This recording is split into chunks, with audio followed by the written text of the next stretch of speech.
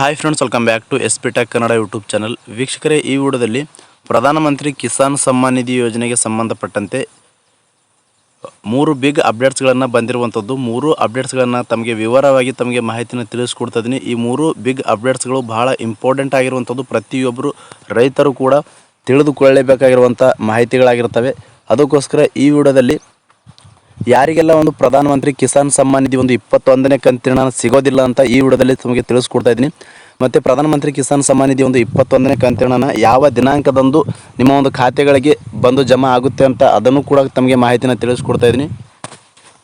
ಮತ್ತು ಪ್ರಧಾನಮಂತ್ರಿ ಕಿಸಾನ್ ಸಮ್ಮಾನ್ ನಿಧಿ ಒಂದು 20ನೇ ಕಂತಿನ ಯಾರಿಗೆಲ್ಲ ಬಂದಿಲ್ವೋ ಅಂಥವರಿಗೆ ಯಾವಾಗ ಬರುತ್ತೆ ಮತ್ತು ಯಾವಾಗ ಜಮಾ ಆಗುತ್ತೆ ಅಂತಕ್ಕಂಥ ಮಾಹಿತಿನೂ ಕೂಡ ಈ ವಿಡಿಯೋದಲ್ಲಿ ಸಂಪೂರ್ಣವಾಗಿ ಸ್ಟೆಪ್ ಬೈ ಸ್ಟೆಪ್ ತಮಗೆ ಮಾಹಿತಿನ ತಿಳಿಸ್ಕೊಡ್ತಾ ಇದ್ದೀನಿ.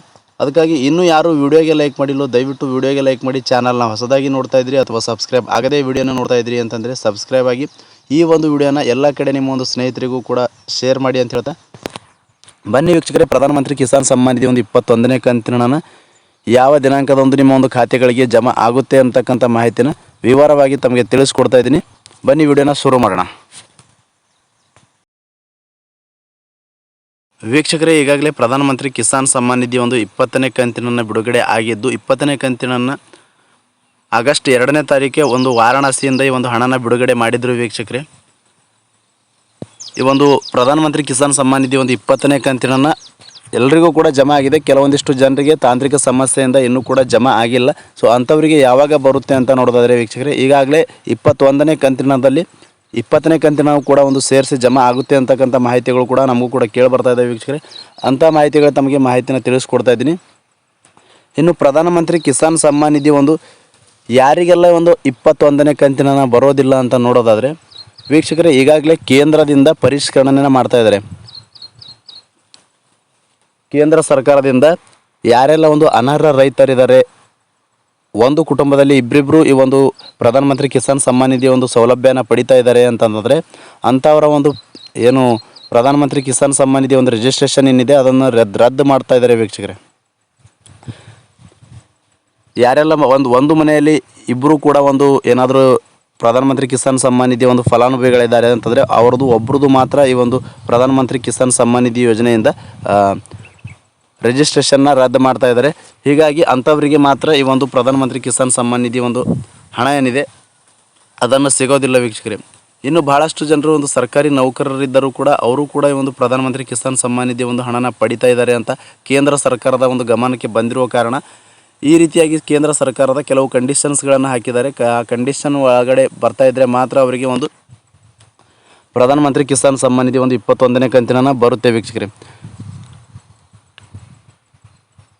ಇನ್ನು ಕೇಂದ್ರ ಸರ್ಕಾರದ ಒಂದು ಮಾನದಂಡಗಳನ್ನು ಹೊರತುಪಡಿಸಿ ಏನಾದರೂ ಅವರು ಸರ್ಕಾರಿ ನೌಕರರಾಗಿದ್ದರೆ ಮತ್ತು GST ಪೇಯರ್ಸ್ ಇದ್ದರೆ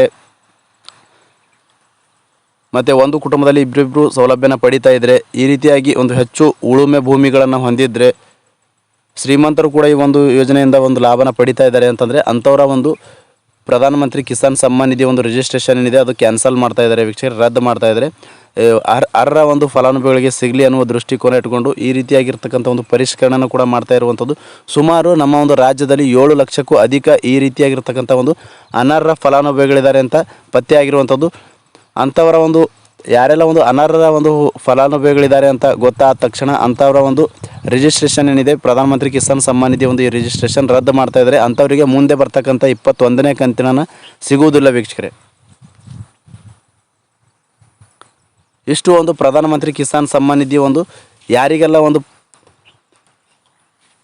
21ನೇ ಕಂತಿನ ಸಿಗೋದಿಲ್ಲ ಅಂತಂದರೆ ಇಷ್ಟು ಒಂದು ರಾಜ್ಯದಲ್ಲಿ 7 ಲಕ್ಷಕ್ಕೂ ಅಧಿಕ ಒಂದು ರೈತರಿಗೆ ಪ್ರಧಾನಮಂತ್ರಿ ಕಿಸಾನ್ ಸಮ್ಮಾನ್ ನಿಧಿ ಒಂದು 21ನೇ ಕಂತಿನ ಸಿಗುವುದಿಲ್ಲ ವೀಕ್ಷಕರೇ. ಇದೊಂದು ಬಿಗ್ 2ನೇ ಅಪ್ಡೇಟ್ ಅಂತಲೇ ಹೇಳ್ಬೋದು. ಇನ್ನು 3ನೇದಾಗಿ ಭಾಳಷ್ಟು ಜನರು ನಮಗೆ ಏನು ಕೇಳ್ತಾ ಇದ್ರು ಅಂತಂದರೆ ಪ್ರಧಾನಮಂತ್ರಿ ಕಿಸಾನ್ ಸಮ್ಮಾನ್ ನಿಧಿ ಒಂದು 21ನೇ ಕಂತಿನ ಯಾವ ದಿನಾಂಕದಂದು ಬಿಡುಗಡೆ ಆಗ್ತೆ ಅಂತ ಮಾಹಿತಿನ ತಿಳಿಸ್ಕೊಡಿ ಅಂತ ಕಮೆಂಟ್ಗಳ ಮೂಲಕ ಮಾಹಿತಿನ ಕೇಳ್ತಾ ಇದ್ರು ವೀಕ್ಷಕರೇ. ಹೇಳೋದಾದರೆ ಮೊದಲನೇದಾಗಿ ಪ್ರಧಾನಮಂತ್ರಿ ಕಿಸಾನ್ ಸಮ್ಮಾನ್ ನಿಧಿ ಒಂದು 20ನೇ ಕಂತಿನ ಆಗಸ್ಟ್ 2ನೇ ತಾರೀಕು ಬಿಡುಗಡೆ ಆಗಿತ್ತು. ಇದು ಜೂನ್ ತಿಂಗಳಲ್ಲೇ ಬಿಡುಗಡೆ ಆಗಬೇಕಾಗಿತ್ತು.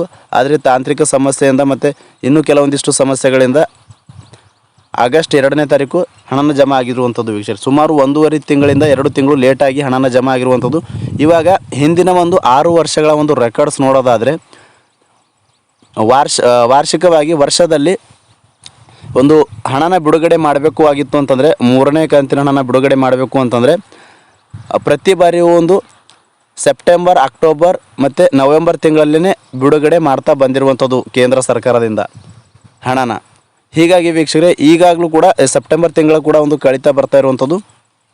ಇವಾಗ ಭಾಳಷ್ಟು ಜನರು ಯಾವ ದಿನಾಂಕದಂದು ಯಾವ ತಿಂಗಳಲ್ಲಿ ಬರುತ್ತೆ ಅಂತ ತಿಳಿಸ್ಕೊಡಿ ಅಂತ ಕೇಳ್ತಾಯಿದ್ರು ವೀಕ್ಷಕರೇ. ಈಗಾಗಲೇ ಭಾಳಷ್ಟು ಒಂದು ಸೋಷಿಯಲ್ ಮೀಡಿಯಾಗಳಲ್ಲಿಯೂ ಕೂಡ ನೀವು ನೋಡ್ಕೊಳ್ಬೋದು, ದೀಪಾವಳಿಯ ಅಂದು ಪ್ರಧಾನಮಂತ್ರಿ ಕಿಸಾನ್ ಸಮ್ಮಾನ್ ನಿಧಿ ಒಂದು 20ನೇ ಕಂತಿನ ಬಿಡುಗಡೆ ಆಗುತ್ತೆ, 21ನೇ ಕಂತಿನ ಬಿಡುಗಡೆ ಆಗುತ್ತೆ ಅಂತ ಮಾಹಿತಿನ ನೀವು ಕೂಡ ಕೇಳ್ತಾ ಇದ್ರಿ ವೀಕ್ಷಕರೇ. ಈಗಾಗಲೇ ನಮಗೆ ಬಂದಿರುವ ಮಾಹಿತಿ ಪ್ರಕಾರ ಕೇಂದ್ರದ ಮೂಲಗಳಿಂದ ಮಾಹಿತಿಗಳನ್ನು ಪಡೆದುಕೊಂಡಾಗ ವೀಕ್ಷಕರೇ, ಪ್ರಧಾನಮಂತ್ರಿ ಕಿಸಾನ್ ಸಮ್ಮಾನ್ ನಿಧಿ ಒಂದು 21ನೇ ಕಂತಿನ ನಾವು ದಸರಾ ಹಬ್ಬಕ್ಕೆ ಅಥವಾ ದೀಪಾವಳಿ ಹಬ್ಬದಂದು ಬಿಡುಗಡೆ ಮಾಡ್ತೀವಿ ಅಂತಕ್ಕಂಥ ಯಾವುದೇ ರೀತಿಯಾಗಿರ್ತಕ್ಕಂಥ ಅಫಿಷಿಯಲ್ ಆಗಿರ್ತಕ್ಕಂಥ ನೋಟಿಫಿಕೇಷನ್ ಆಗಲಿ ಆದೇಶ ಆಗಲಿ ಕೇಂದ್ರ ಸರ್ಕಾರದಿಂದ ಯಾವುದೇ ರೀತಿಯಾಗಿ ಬಂದಿಲ್ಲ.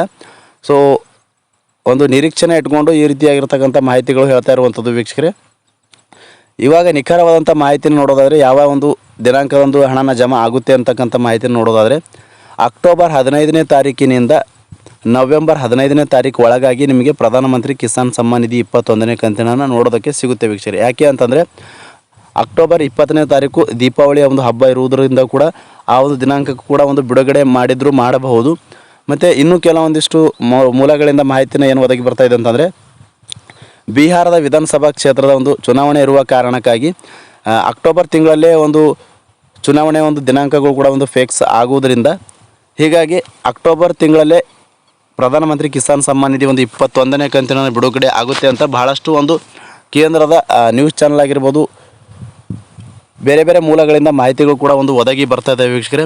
ಪ್ರಧಾನಮಂತ್ರಿ ಕಿಸಾನ್ ಸಮ್ಮಾನ್ ನಿಧಿಯ ಹಣ ಏನಿದೆ 21ನೇ ಕಂತಿನ ಒಟ್ಟಾರೆಯಾಗಿ ಅಕ್ಟೋಬರ್ 15ನೇ ತಾರೀಕಿನಿಂದ ನವೆಂಬರ್ 15ನೇ ತಾರೀಕು ಒಳಗಾಗಿ ನಿಮ್ಮ ಒಂದು ಖಾತೆಗಳಿಗೆ ಬಂದು ಜಮಾ ಆಗುತ್ತೆ ಅಂತಕ್ಕಂಥ ಮಾಹಿತಿಯನ್ನು ತಿಳಿಸ್ಕೊಡ್ತಾ, ಮುಂದಿನ ದಿನಗಳಲ್ಲಿ ನಿಖರವಾದಂಥ ಮಾಹಿತಿ ಇದೇ ಒಂದು ವೆಬ್ಸೈಟಲ್ಲಿ ಅಪ್ಡೇಟ್ ಮಾಡಿದರೆ ನಿಮಗೆ ಖಂಡಿತವಾಗಿಯೂ ನಿಖರವಾದಂಥ ದಿನಾಂಕನ ನಾನು ತಿಳಿಸ್ಕೊಡೋ ಒಂದು ಪ್ರಯತ್ನ ಮಾಡ್ತೀನಿ.